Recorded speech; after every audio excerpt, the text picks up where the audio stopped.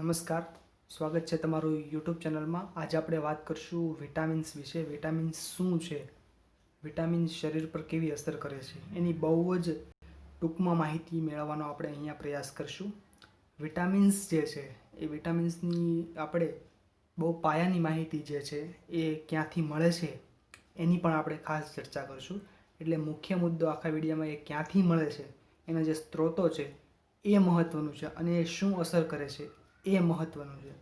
એટલે શરૂઆત આપણે કરીએ વિટામિન એથી. તો વિટામિન એ જે છે એના રાસાયણિક નામો છે રેટિનોલ અને કેરોટેનોઇડ્સ. તો કે આની શોધ ક્યારે થઈ? તો કે 1913માં આની શોધ થઈ છે.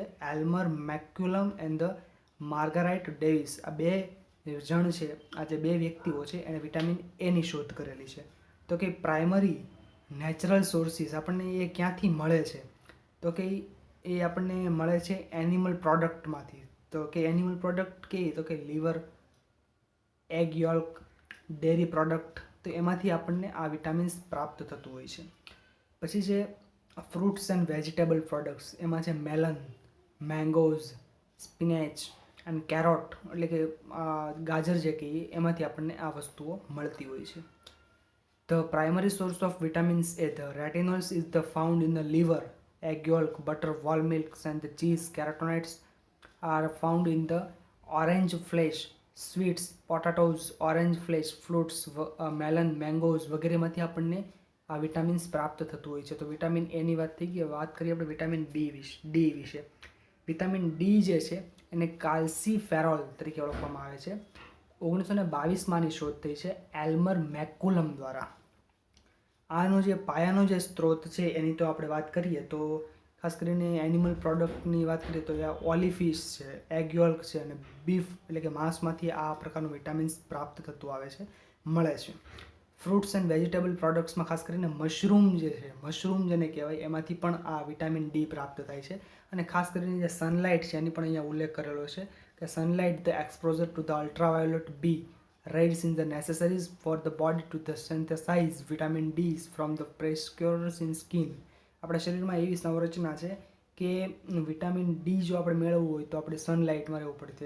સવારનો જે હુંફાળો તડકો છે એમાંથી આપણને વિટામિન ડી પ્રાપ્ત થતું હોય છે.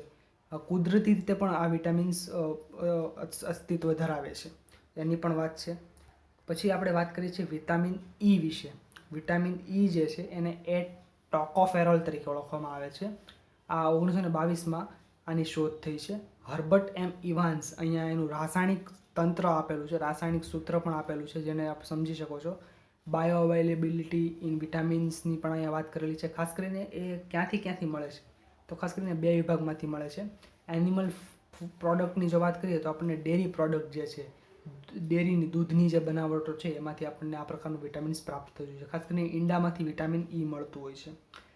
વેજીટેબલ પ્રોડક્ટ્સ કે ફ્રૂટની વાત કરીએ તો વેજીટેબલ્સ ઓઇલ્સ, આપણે જે ખાવાલાયક જે તેલો છે એમાંથી આપણને બધું પ્રાપ્ત થતું છે. લીફી ગ્રીવ્સ એટલે જે લીલા પાંદડાઓ છે એ પ્રકારની શાકભાજીઓ છે એમાંથી આપણને આ વિટામિન પ્રાપ્ત થતું હોય છે. ગ્રીન વેજીટેબલ, લીલા જે શાકભાજી છે એમાંથી વિટામિન ઈ પ્રાપ્ત થતું હોય છે. ફ્રૂટ્સમાંથી અમુક પ્રકારના એવા ફ્રૂટ્સ હોય એમાંથી વિટામિન્સ પ્રાપ્ત થતું હોય છે. ઈ ખાસ કરીને જો આપણે વાત કરીએ તો એનો જે સોર્સ છે વિટામિન્સ ઈ, તો એ આપણને ખાદ્ય તેલોમાંથી મળે છે. ખાસ કરીને વેટ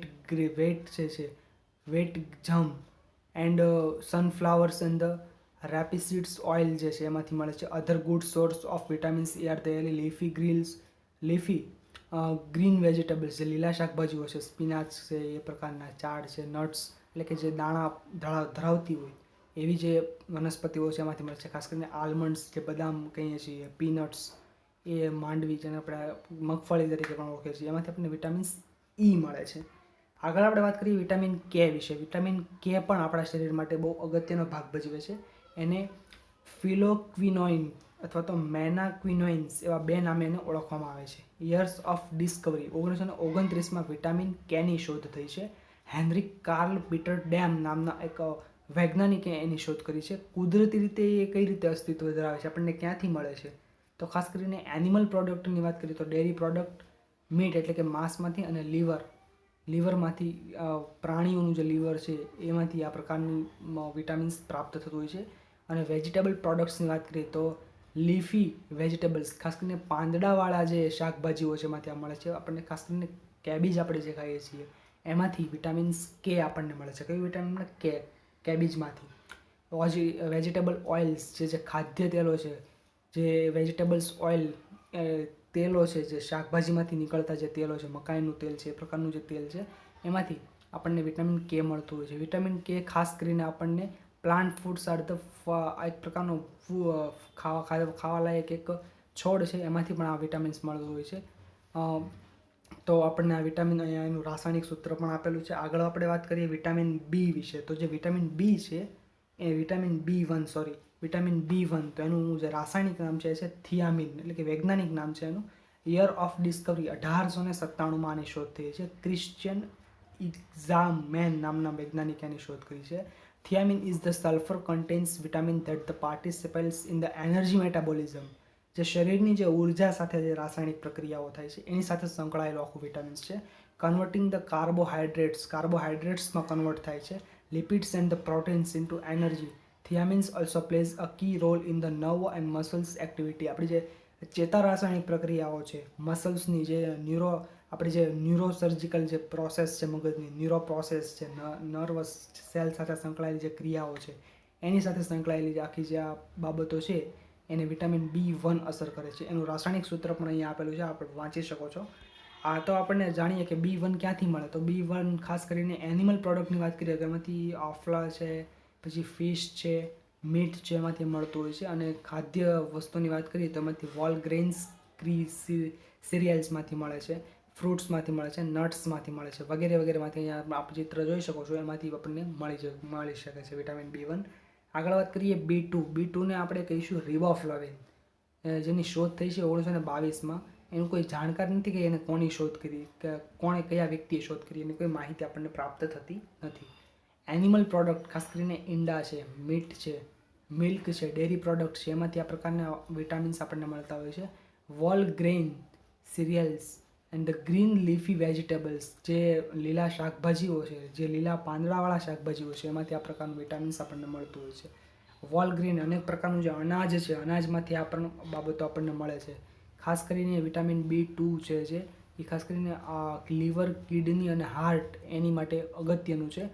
એગ્સ, જે ઈંડા છે, મીટ છે, યોગર્ટ છે, ચીઝ છે, વોલ ગ્રેન્સ સિરિયલ છે, dark green leafy vegetables and the brewers yeast, એમાંથી પણ આ પ્રકારનું વિટામિન્સ પ્રાપ્ત થતું હોય છે. આગળ વાત કરીએ વિટામિન બી3 વિશે, જેને કહેવાય છે નિયાસિન. યર્સ ઓફ ડિસ્કવરી 1937માં આ વિટામિનની શોધ થઈ છે. કોર્નાડ એલ્વિહેઝમ નામના જે વૈજ્ઞાનિક છે એણે આની શોધ કરેલી છે. તો એ આપણને એનિમલ પ્રોડક્ટમાંથી મળે છે, એ જે અહીંયા વાંચી શકો છો આગળ. અને ફ્રૂટ્સ અને વેજીટેબલમાંથી ખાસ કરીને એવોકાડ્સ, નટ્સ, વોલગ્રેન્સ, એમાંથી આપણને આ પ્રકારનું વોલ્સ ગ્રેન્સ સિરિયલ્સમાંથી આ પ્રકારની બાબતો મળે છે. એટલે કે જે ગ્રેન છે, બધા પ્રકારનું અનાજ છે, એમાંથી આપણને આ પ્રકારનું વિટામિન બી3 મળે છે, જેનું અહીંયા રાસાયણિક સૂત્ર આપેલું છે, આપણે જોઈ શકો છો. આગળ વાત કરીએ વિટામિન બી5, જેનું રાસાયણિક નામ છે પેન્ટોથેનિક એસિડ. યર્સ ઓફ ડિસ્કવરી 1931માં આની શોધ કરવામાં આવી હતી રોજર્સ જે વિલિયમ્સ અને આર.ડબલ્યુ. ટ્રુસેલડેલ દ્વારા. પેન્ટાથોનિક એસિડ નામે ઓળખાય છે, એનું રાસાયણિક નામ છે. ખાસ કરીને આ જે મળે છે એ ખાસ કરીને ચિકન, બીફમાંથી આ પ્રકારનું મળે છે ખાવાથી. જો કે અલગ અલગ પ્રકારના લોકોની વિચારધારા અલગ અલગ હોય છે, તો એ પ્રમાણે લોકો ખોરાક ખાતા હોય છે, સંસ્કૃતિ જે ઉછેર થયો હોય છે એ પ્રમાણે. જો કે અત્યારે પ્રસ્તુત વિષય નથી, એની વાત આપણે કંઈક બીજા વિડીયોમાં કરશું. ફ્રૂટ્સ ખાસ કરીને વાત કરીએ તો વેજીટેબલ પ્રોડક્ટ્સ જે છે, ટોમેટોઝ છે, જે બ્રોકોલી છે, જે મશરૂમ્સ છે, એમાંથી આપણને વિટામિન બી5 વિટામિન્સ મળે છે. કયું vitamin? બી5. Vitamin B5 is the found is of a liver, kidneys, meat, egg yolk, milk, fish, whole grain cereals, potatoes, tomatoes, broccolis અને મશરૂમમાંથી આ પ્રકારનું વિટામિન્સ આપણને મળે છે, જેને પેન્ટાથોનિક એસિડ તરીકે ઓળખવામાં આવે છે. આગળ વાત કરીએ વિટામિન બી6 વિશે. B6 is the required for the majority of the biological reaction. આપણી જે જૈવિક ક્રિયાઓ છે એની સાથે સંકળાયેલું વિટામિન છે. પાયરોડોક્સાઇન તરીકે ઓળખવામાં આવે છે. યર્સ ઓફ ડિસ્કવરી, ખાસ આ શોધાણું 1934માં પાઉલ ગ્યોરી દ્વારા આની શોધ કરવામાં આવી હતી.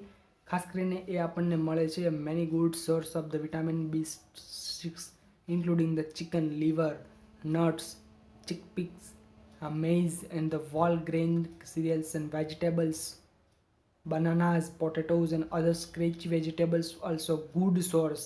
એની પણ શરીર ઉપર અસર થાય છે એની અહીંયા વાત કરેલી છે. Vitamin B6 is required in the majority of the biological reaction. It occurs in the forms pyridoxal અને જે રાસાયણિક જે બાબતો છે એની વિશે અહીંયા વાત કરેલી છે જે આપ વાંચી શકો છો. આગળ વાત કરીએ તો એ મળે છે શેમાંથી, તો કે ખાસ કરીને ચિકનમાંથી, ફિશ, લીવર, એમાંથી આપણને આ પ્રકારનું વિટામિન્સ મળતું હોય છે.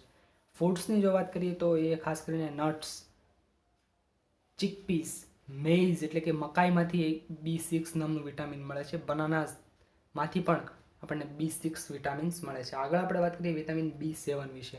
વિટામિન B7 ને બાયોટીન અને વિટામિન H તરીકે પણ ઓળખવામાં આવે છે કારણ કે બે વિટામિનનું સંમિશ્રણ છે. યર્સ ઓફ ડિસ્કવરી ક્યારે થયું? 1931 શોધ થઈ છે પોલ ગ્યોરી દ્વારા. Biotin plays is the important roles in the metabolism as the enzymes that the transfers the carbon dioxide. આપણું જે શરીરમાં જે કાર્બન ડાયોક્સાઇડની જે સાથે સંકળાયેલી જે બાબતો છે એની સાથે આ વિટામિન સંકળાયેલું છે. તો કે આ મળે છે ક્યાંથી? તો ખાસ કરીને આ આપણને મળે છે એનિમલ પ્રોડક્ટની વાત કરીએ તો એમાં એગ્સ, મિલ્ક, ડેરી પ્રોડક્ટ અને લીવર, એમાંથી આ બધી બાબતો મળતી હોય છે. એનિમલ પ્રોડક્ટ, દૂધ, ડેરી પ્રોડક્ટ છે એ આખી એનિમલ પ્રોડક્ટ કહેવાય કારણ કે ગાયનું દૂધ છે એ એનિમલ પ્રોડક્ટ છે. ગાયના દૂધમાંથી જે બનતી વસ્તુઓ છે એ મીઠાઈઓ જે છે એને આપણે એનિમલ પ્રોડક્ટ તરીકે ગણીશું. તો એમાંથી આપણને આ બધું મળતું હોય છે. ફ્રૂટ્સ અને વેજીટેબલ્સની વાત કરીએ તો ખાસ કરીને શાકભાજી, નટ્સ છે, દાણાવાળા જે બાબતો છે, જે દાણાવાળા જે પદાર્થો છે એમાંથી પણ આ વિટામિન મળે છે. પીનટ્સ, વટાણા જેવું છે એ પ્રકારની જે બાબતો છે એ પ્રકારના જે શાકભાજીઓ છે એમાંથી પણ આ પ્રકારનું વિટામિન મળે છે. વિટામિન H તરીકે પણ આને ઓળખવામાં આવે છે. આગળ વાત કરીએ વિટામિન B9 વિશે, જેને ફોલાઇટ તરીકે ઓળખવામાં આવે છે. 1941 આની શોધ થઈ છે. Including folic acid and the naturally occurring folates તરીકે ઓળખવામાં આવે છે. હેનરી મિચેલ દ્વારા એની શોધ કરવામાં આવી છે. ડાર્ક ગ્રીન લીફી વેજીટેબલ્સ, જે ઘાટા લીલા રંગના જે શાકભાજીઓ છે એમાંથી આ પ્રકારનું વિટામિન્સ આપણને મળે છે, વિટામિન B9. તો એનિમલ પ્રોડક્ટની વાત કરીએ તો એ લીવર, ડેરી પ્રોડક્ટ અને એગ યોલ્કમાંથી આ પ્રકારની બાબતો મળે છે. ફ્રૂટ્સની વાત કરીએ તો લીફી વેજીટેબલ્સ, ખાસ કરીને જે પાંદડાવાળી જે શાકભાજીઓ છે એમાંથી મળે છે. પીનટ્સ, બીન્સ અને ઓરેન્જમાંથી એટલે કે નારંગીમાંથી વિટામિન B9 મળે છે. આગળ વાત કરીએ વિટામિન B12, બહુ અગત્યનું વિટામિન છે. ઘણી વખત ડૉક્ટરો આ વિટામિન્સ ઘટતું હોય છે એની વાતો કરતા હોય છે. વિટામિન B12 અને કોબાલામાઇન તરીકે ઓળખવામાં આવે છે. Vitamin B12 functions as a coenzyme in the conversions of the homostains to the methylamine in the metabolism of the fatty acid and the amino acids and in the production of the neurotransmitters. It's also maintains a special lining that surrounding and protects nerve fibers. આપણા જે ચેતા રસાયણો છે, ચેતાના જે કોષો છે, ચેતાની જે સંરચનાઓ છે એની સાથે સંકળાયેલો આ વિટામિન્સ છે. એન્ડ ધ બોન સેલ્સ, આપણા જે હાડકાના જે કોષો છે એની સાથે સંકળાયેલા કોષો સાથે સંબંધ ધરાવે છે. And cell activity depends on the vitamin B12. Folate and vitamin B12 are the closely related. When the folate gives up it the methyl ગ્રુપનું જે આ સમૂહ છે એમાંથી આ વિટામિન પ્રાપ્ત થાય છે. Vitamin B12 in activities the vitamins cobalamin તરીકે આને ઓળખવામાં આવે છે. 1926 શોધ થઈ છે. જ્યોર્જ વિપલ, જ્યોર્જ રિચાર્ડ્સ અને માઇનોટ્સ એન્ડ વિલિયમ મર્ફી દ્વારા આની શોધ કરવામાં આવી છે. અહીંયા આપણે એનું રાસાયણિક સૂત્ર જોઈ શકીએ છીએ.